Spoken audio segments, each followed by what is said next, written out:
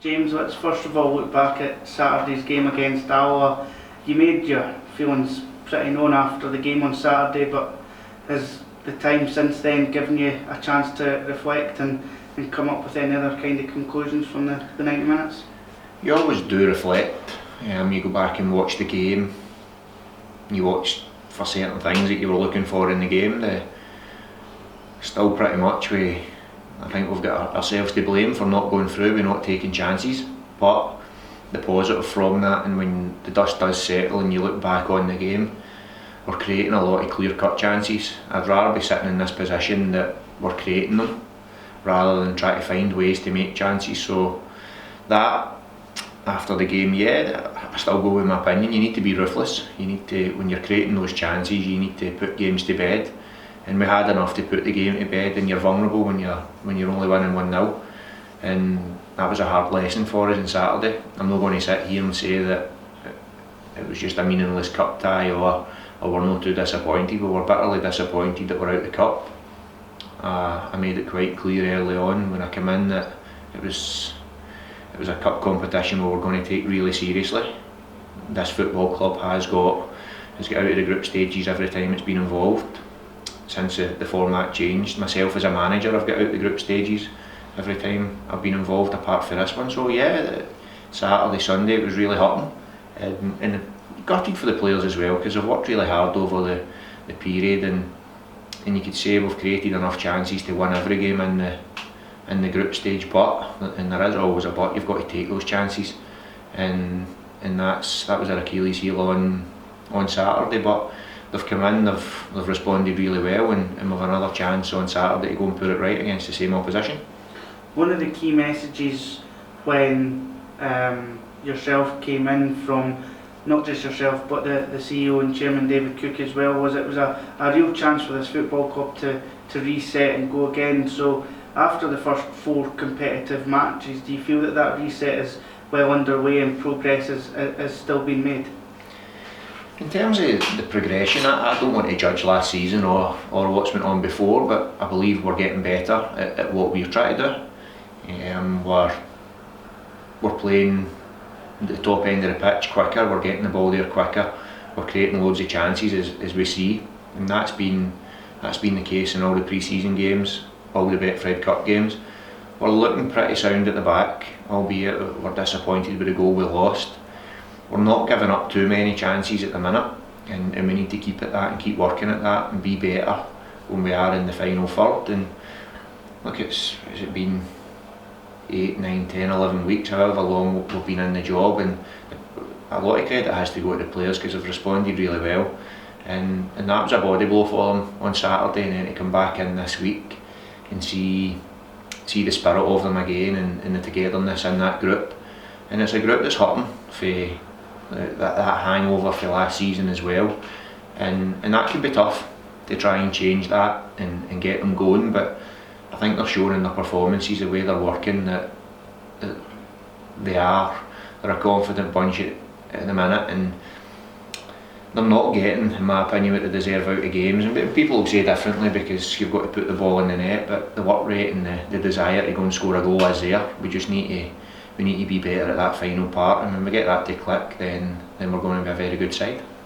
Would you say your message to the players this week is potentially, if you play like how you did on Saturday in terms of the chances creating the amount that you gave up, that if you were able to take those chances, we'll come out victorious? So is it almost kind of do the same again, but maybe just be that a little bit more clinical? Yeah, undoubtedly. But that was the message going into the game on Saturday. Do what we've done in Dingwall, and be more clinical at the top end of the pitch. And that's not just strikers or the forward players, it's defenders every day in the pitch. We've seen Reece Breen's chipped in with a goal, Josh Edwards has chipped in with a goal, so we're creating enough chances all over the pitch that we should be more clinical. But yeah, we'll keep working.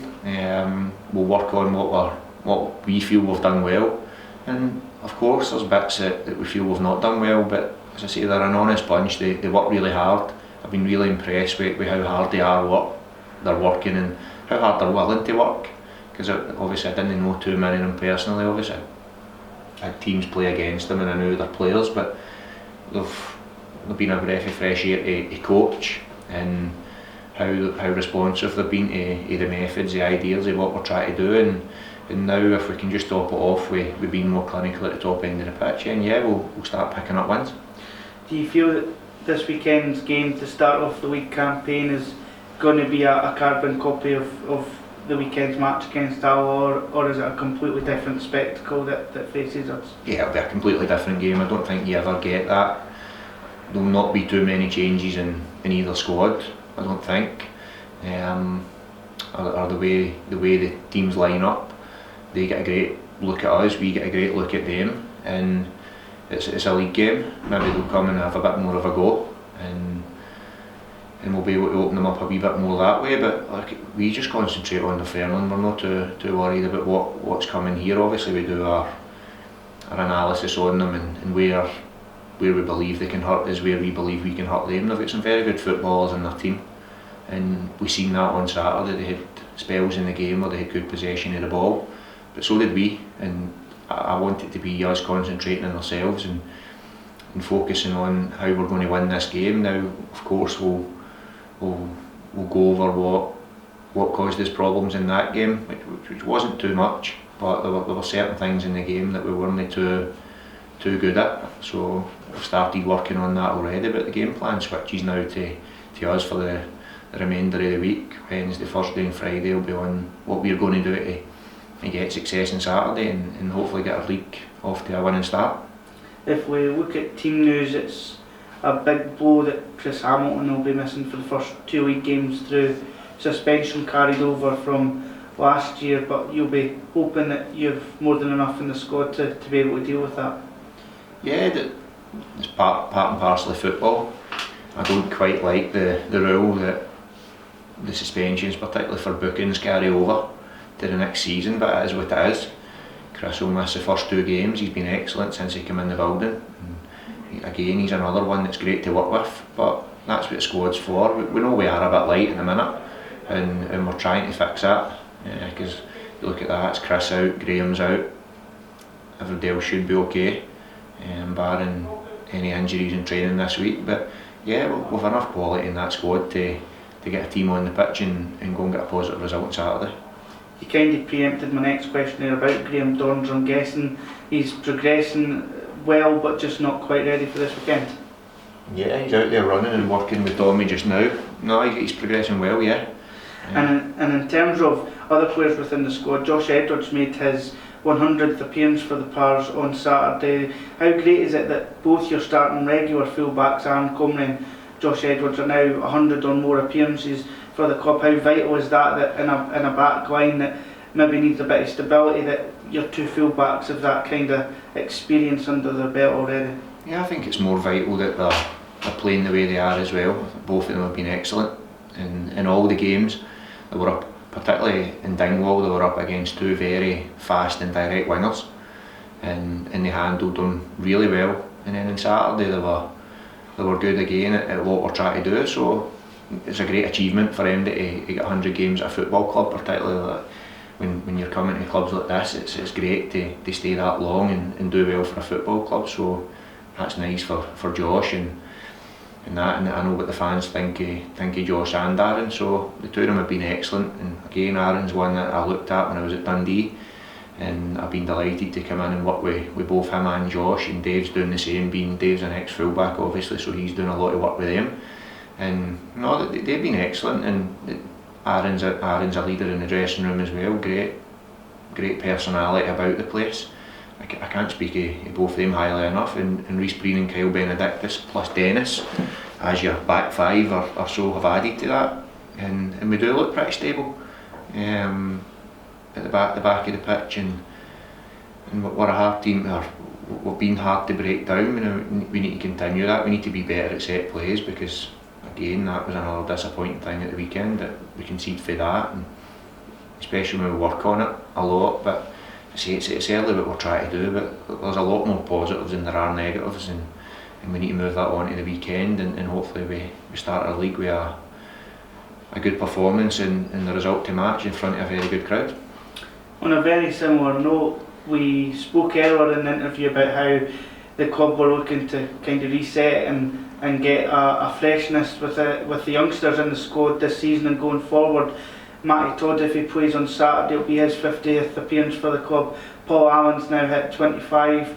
Reece Breen, who maybe had a stop-start season, is now playing regularly. There's plenty of young players there with a lot of potential that's got a lot of experience already so far this season and in the seasons past. So there's a lot of good things happening here and a lot of encouragement to go into this league campaign with. Yeah, and when you look at those three that you've just mentioned, I think they've been up there with our top performers this season. I think Matty Todd's been exceptional since we came in.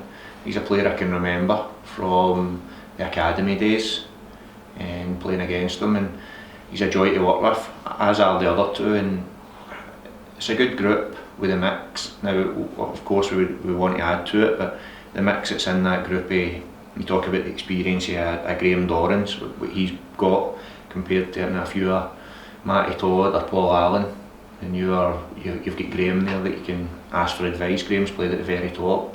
International football, he's played in the Premier League in England, so he's always there to help the midfielders. You go to the full-backs and you've got Dave, who's been a Scottish Cup winning captain in 600 games as a full-back, so I think the mix is really good. It's excitement in that squad, there's plenty of legs in it. You can see that we're very dynamic in the way we try and play, and we get after teams, get after the ball, so it's great. I had a great time working with an academy at Dundee and seeing those players come through, and they've probably got similar numbers to the three you've mentioned in terms of appearances at the same age, but they're the future of our football club. We need to develop them, and there's other ones coming through behind them. They're slightly behind, but we just need to keep working. But the one thing about them is they're desperate to work as much as they can. You've got to drag them off the training pitch, and you don't always get that. So those three, but there's others there as well, but those three for the age they're at, and there's plenty in them, and as I say, they are the future along with other young ones of this football club, and what a platform they've got to come here and play and showcase how good they are. One player that's desperate to make his Pars debut is your latest signing, Max Little. Talk us through the goalkeeper and why you decided to bring him into the club. Well, he ticked a lot of boxes for what they're trying to do. It was a worry that it was an area we felt we had to strengthen.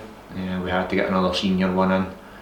Dennis has been excellent since we came in, and he dislocated his finger in the warm-up in the Kilmarnock game, and credit to him, he played on the Saturday, and that's no easy, playing through the pain, but he has been excellent. He was excellent up in Dingwall, and I think he was comfortable on Saturday as well. So, but we knew we had to get another senior one in, and Max has come in, and Max has been very good.